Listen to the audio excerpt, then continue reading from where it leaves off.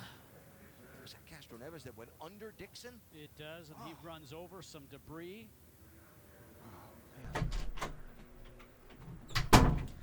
Fucking teach you to fucking invade my videos, you fucking bitch! What a prick.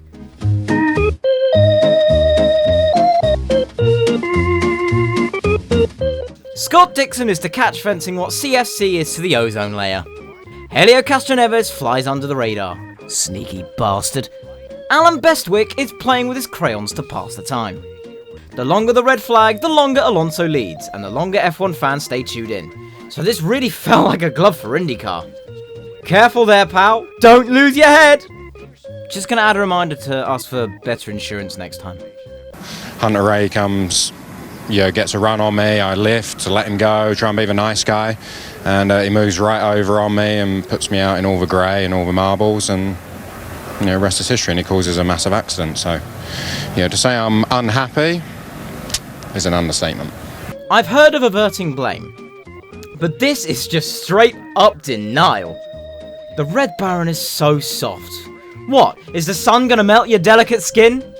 This is my show now, and I'll bring jokes over when I want to. I bet the whole Matro crew isn't complaining about those knitting classes anymore. Scott Dixon is alright. What great news! I don't need to feel guilty about this then. Ahem. Butterfly in the sky, I can go twice as high. Take a look, it's in a book, a reading rainbow. I don't care if you need to stop. I can go anywhere. Okay, that's enough. And you take into account that when he left the racetrack earlier in the week to go through drive-through to get some food for the team, he was held up at gunpoint just down the road from the speedway. And talking to Tony Kanaan, Tony said when Scott told him about it, it was just like, I went down there, had this problem. And Tony said it was almost like he was telling me he had a flat tire and he had to change it and just come back. Robbed at gunpoint one week, twists his ankle the next. Scott fucking Dixon has the hardest nerves on God's green earth. Brilliant! The race is about to restart. But that aside, I wonder though, what goes through a driver's head during a big crash like that? Well, I got thrown out of a go-kart once, and I started believing in God again for about 5 seconds, so I would assume it's something similar. What are you doing here? Red flag's over, you can leave now. Oh, go fuck yourself, you stupid cunt. I will fucking break your goddamn neck when you sleep. What the fuck do you think you're doing, you knob? Holy shit, what the fuck is wrong with you? I'm really gonna fucking come over there. Go back to your potatoes and let the pros do their job. Now, where were we? Oh, they're playing again this year? Just watch the Warriors blow it again. Wouldn't that be amusing?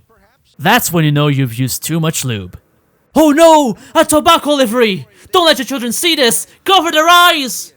Poor Eduardo. That's his race done. No, wait, no. I'm stupid. I haven't learned a goddamn thing, have I? There we go! Green flag! Now will somebody please crash into Alonso? For God's sake, we just came out of a red flag and these motherfuckers go 4 wide on the back straight. Nobody has any sense of self-care around here. It's not what I asked, but it's good enough. I'll accept it. Thanks, Rossi. Throssi. That sounds dirty for some reason. The more things change, the more they stay the same. Sato is leading now, and Hunter Ray and Rossi nearly cut the fun short again. You can never take Montoya out of an Indy 500. Well, Montoya can, and he did take Montoya out of the 500 last year. So shut the fuck up, Eddie Cheever. Connor Daly with a classic case of biting off more than you can chew. His massive jaw softened the blow. He's gonna be alright. I'm sure if he had a do-over with that one, he would want to do that one more time differently. No shit, Scott. Who do you think would want to crash on purpose? Well, I can actually think of one guy, but who else? Oh, I didn't see Jack Harvey in the back there before, and he nearly hit the... Oh. I'll refrain from any inappropriate comments. I don't want to piss off 2 fanbases in the same video. After the Connor Daly-Jack Harvey crash, Helio Castroneves is going to be receiving a penalty once we go back to green. The prior restart was under review when the crash and the caution happened. The stewards have reviewed it, the 3-steward panel, and decided that Castroneves jumped the start. If there's a god up in the sky, then he must really hate me. If there isn't one, he must still hate me regardless. Green! And it was all yellow shortly after, for a piece of debris. Oh well, I guess I can see how someone can lose an eye with that. You had to go and ruin a good thing. For fuck's sake, Marco. Polo! I fucking swear to God. These motherfuckers are going free wide in the pits. Will you stop? Green, and Chilton's going for the lead now. There's room for everyone in the brickyard. All glory to the visor cam. When would anyone ever concede a battle between Fernando Alonso and Max Chilton? The turntable very hard in the motorsport world. They cut away to ads and we miss Helio's pass for the lead. I hate American television! I also hate alternate strategies, but we must remember that this is about planning ahead. I really need to calm down. I thought TK changed back into the 7-Up livery for a second there. I never thought I'd be saying something like this, but grab that third place like it's the lead, Graham! Any saltiness on mine aside, it must feel good for Fernando to be passing back markers instead of being one. Nice change of picture. I don't think moving aero parts are allowed. What are you trying to pull, Dale Coyne? Oh no. You should have parked, buddy. You should have parked. At least Bourdais scuff marks have company now. Let's be very glad this didn't get any worse also. SK Dollar Bill, y'all, is out of the 500. This is for thinking that mat wrestling is still a thing. Nobody gives a shit about that anymore. It's all about jumping from the tallest thing you can find now. Green. No! Ah, shit! Yellow. Oh, for fuck's sake! Green. This is getting really grating now. No! Not Hunter 8! Aw, man, he was one of my fantasy picks. Well, Dixon was too, but there were more pressing matters on his case. It's an engine problem too! I thought we were over this in IndyCar. I'm really fucking pissed now! This is why girth matters more than length, guys, so don't think too hard about it. Green, but more exciting this time because it's Max Chilton and fucking Charlie Kimball up at the top. This race is really weird. Oh, are you fucking serious?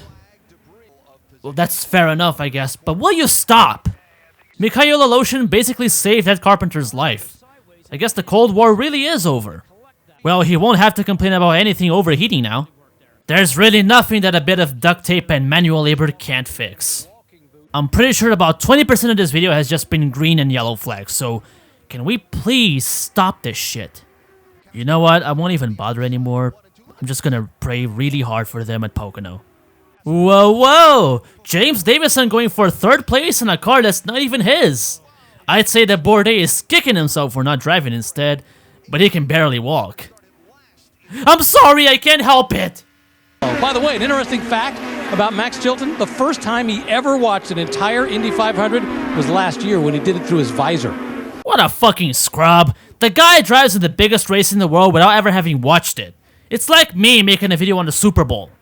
I am quite surprised to see two Dale Coyne cars in the top 10 after the last time I saw them.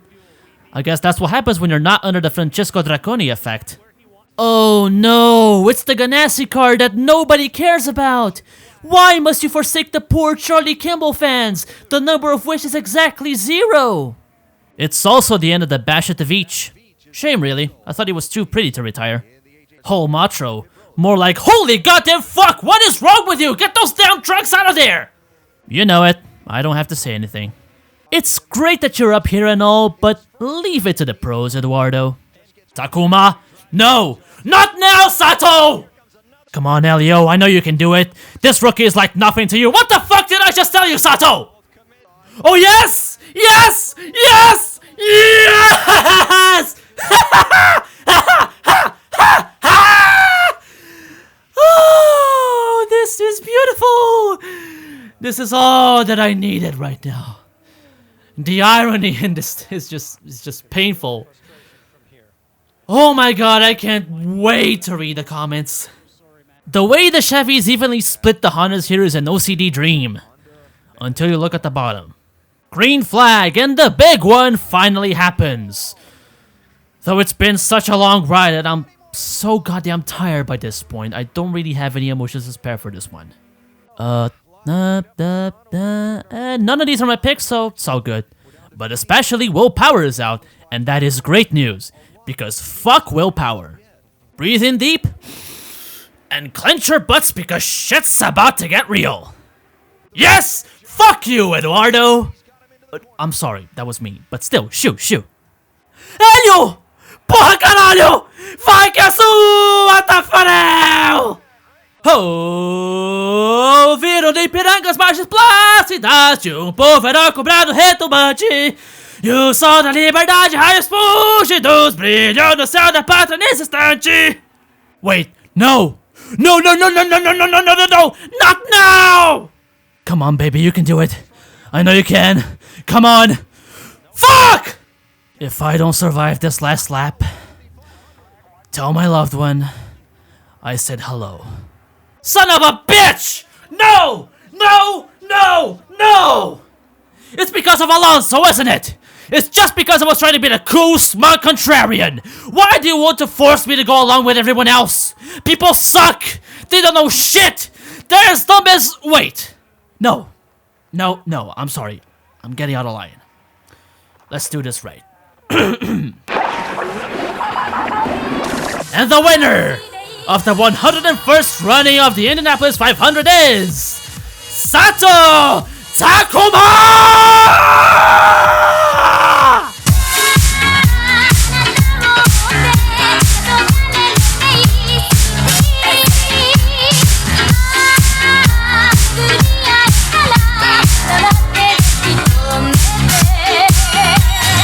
Please, no. You're gonna make me cry sad tears. I'm supposed to be happy for Sato. Come on, Elio. Your hair is still impeccable. You've got that, I guess. Sad or happy, it doesn't matter though. After losing out in 2012, it's redemption for Takuma Sato. Oh, chug! I told you not to make me cry sad tears, damn it! Let's also not forget little Eduardo. 3rd place in the 500. He's definitely our rookie of the year. Big props to this fella too. No one would believe these scenes just 3 years ago. You have also done very well. I'm proud of you, son. Son who is over double my own age.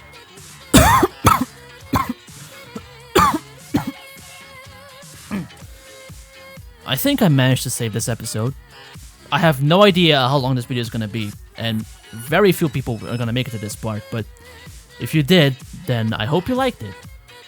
These races, well, at least one of these races, was a roller coaster ride from beginning to end, and I hope that I have made it justice.